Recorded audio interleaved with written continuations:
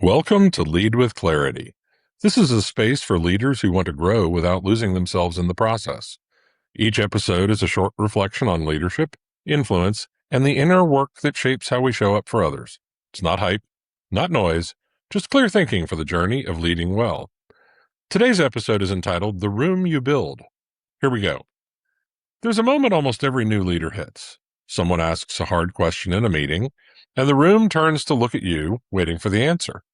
And for a while, you feel like your job is to have one, every time, on demand. It feels like the whole point of the title. Deborah Ancona, a professor at MIT Sloan, spent years studying what actually separates effective leaders from the rest. Her research is not built on slogans. It comes from watching real teams under pressure, in organizations where the stakes were high and the problems were genuinely hard. Her conclusion cuts against the instinct most of us start with. She said, "The most effective leaders are not those with all the answers, but those who enable others to contribute their expertise, take action, and solve important problems together." Sit with that for a moment. Think about the leaders who have shaped you most over the years. Odds are it was not the one who always had a crisp answer ready before anyone else finished the question. It was the one who asked a question you had not thought to ask yourself. The one who pulled the right person into the room at exactly the right moment. The one who made you feel like your own expertise actually mattered to the outcome, not just your obedience. Here's a common misread of this idea. Leaders here enable others and translate it into something soft, almost passive. Step back, stay out of the way, let people figure it out on their own. That's not what Ancona is describing, and it's worth being precise about the difference. Enabling other people to contribute their best thinking is one of the hardest things that a leader does. It requires more discipline than simply having the answer yourself, not less. You have to know your team well enough to know who's actually holding the missing piece of the problem. You have to be secure enough in your own position to say, "I don't know," out loud, in front of people who are watching you for confidence.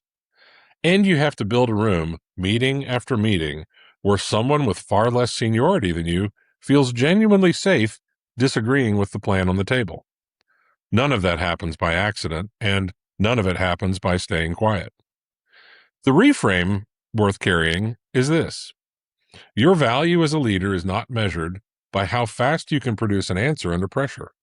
It is measured by how well you can surface the right answer from wherever it actually lives in your organization, and then clear the path for that answer to become real action. Sometimes that answer is yours. Oftentimes, though, it is not. This matters more, not less, in a world where AI tools can generate a plausible answer in seconds.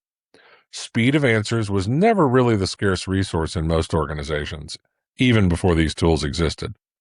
Judgment about which answer deserves trust and which voices still need to be in the room before anyone acts, that is entirely human work. No tool does that part for you, and no tool is coming to take it from you either. Here's something to carry forward this week. The next time you feel the familiar pull to have the answer, try asking the question instead. Watch who leans in when you do. Notice what surfaces that you would have missed entirely on your own. That is not a leadership shortcut, and it will not always feel comfortable. It is closer to the actual job than most of us were trained to believe. The leaders who last are rarely the ones who knew the most in any given room. They're the ones who built rooms where the right knowledge could find its way to the surface, who stayed humble enough to recognize it when it did, and who trusted it enough to act. That is the quiet work of leadership. Not the answer you deliver, but the room you build. Carry that with you into whatever you are walking into next.